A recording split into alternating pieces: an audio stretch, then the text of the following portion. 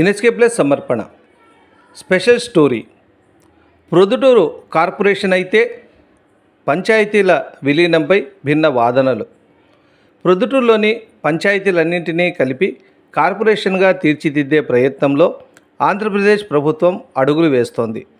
అదే జరిగితే ప్రొద్దుటూరు సిటీగా రూపుదిద్దుకునే అవకాశం ఉంటుంది. అసలు ప్రొద్దుటూరుకు సిటీ అయ్యే అర్హత ఉందా అని ప్రశ్నించుకుంటే 90% ఆ అర్హత ఉందనే సమాధానం వస్తుంది.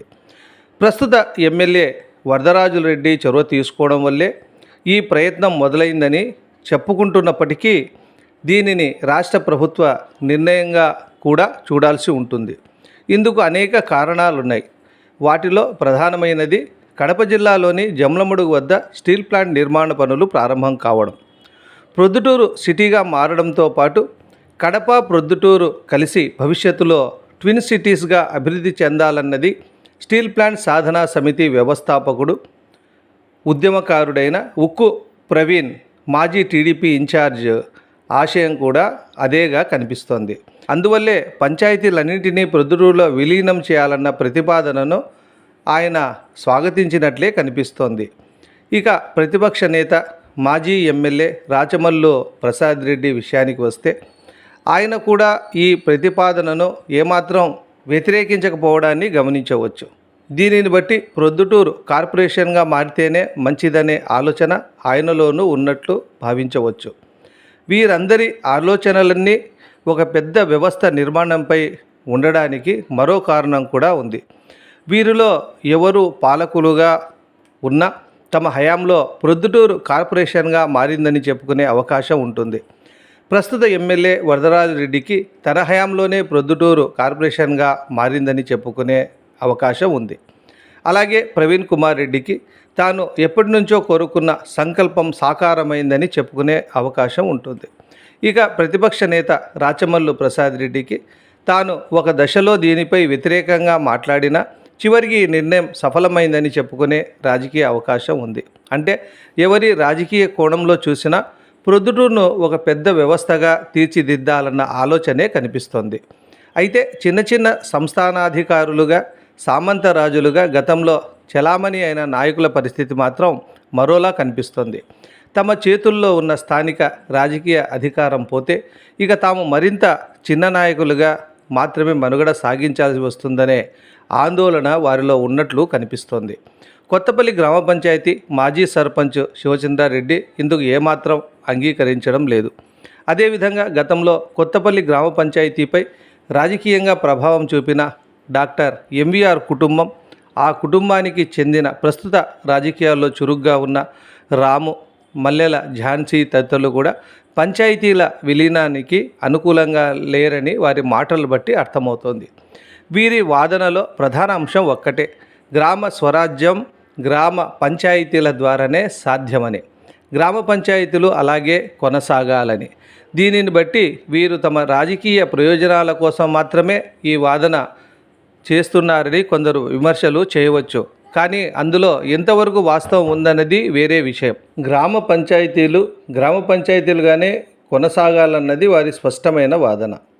మహాత్మా గాంధీ కలలుగన్న గ్రామ స్వరాజ్యానికి గ్రామ పంచాయతీలే ప్రతిరూపమన్న విషయాన్ని మనం ఎప్పటికీ మర్చిపోలేం. మరోవైపు ప్రొద్దుటూరు కార్పొరేషన్గా మారితే రియల్ ఎస్టేట్ రంగం అభివృద్ధి చెందవచ్చు, నగర విస్తరణ వేగవంతం కావచ్చు, పెట్టుబడులు, వ్యాపారాలు, కొత్త అవకాశాలు పెరగవచ్చు. కానీ అదే సమయంలో గ్రామీణ స్వీయ పాలనకు సంబంధించిన నిర్ణయాలు బలహీనపడే ప్రమాదం కూడా ఉందన్న ఆందోళన చాలామందిలో ఉంది. ప్రస్తుత చిన్న వ్యవస్థ నుంచి మరింత పెద్ద వ్యవస్థలోకి విలీనం జరిగితే పనులు వేగవంతంగా జరుగుతాయా, లేక పరిపాలనా స్థాయిలు పెరగడంతో ఆలస్యం అవుతుందా అన్న ప్రశ్న కూడా ఎదురవుతోంది. ఈ నేపథ్యంలో ఇటీవల మల్లెల ఝాన్సీ పంచాయతీ వ్యవస్థపై ఇచ్చిన వివరణ, విజ్ఞప్తి ఆమె దృష్టిలో ఉన్న అంశాలను స్పష్టంగా ప్రజల ముందుకు తీసుకువచ్చిన ప్రయత్నంగా చూడవచ్చు. అయితే ఈ అంశాలను కొందరు తమకు అనుకూలంగా వక్రీకరించే ప్రయత్నం చేస్తే అది అవకాశవాద రాజకీయంగా మారే ప్రమాదంగా ఉంటుంది. మల్లెల ఝాన్సీ ఇచ్చిన వివరణను, విజ్ఞప్తిని దృష్టిలో ఉంచుకొని మాజీ సర్పంచ్ శివచంద్రారెడ్డి పంచాయతీ వ్యవస్థనే కొనసాగించాలన్న వాదనకు వ్యతిరేకంగా టీడీపీకి చెందిన కొందరు సభ్యులతో కలిసి సినీ హబ్ రాజేశ్వర్ రెడ్డి జూలై 27వ తేదీన ప్రెస్ మీట్ నిర్వహించారు. ఆ ప్రెస్ మీట్లో ఆయన అనేక విమర్శలను గుప్పించారు. ప్రొద్దుటూరు కార్పొరేషన్ ప్రజలకు మేలు జరుగుతుందనే బలమైన వాదనను ఆయన ముందుకు తీసుకుని వచ్చారు. ఆయనను ఈ విషయంలో తప్పుపట్టే అవకాశమే లేదు. ఎందుకంటే సొంత పార్టీలో ఉంటూనే ఆయన అనేక ఇబ్బందులు ఎదుర్కొన్నారని, తాను అనుకున్న పనుల్లో అనేకం నెరవేరకపోవడంతో ఆయనలో అసంతృప్తి ఏర్పడిందని చెప్పుకోవచ్చు. అందువల్ల ఆయన విమర్శల్లోనూ కొంత సహేతుకత ఉందనే అభిప్రాయం వ్యక్తమవుతోంది.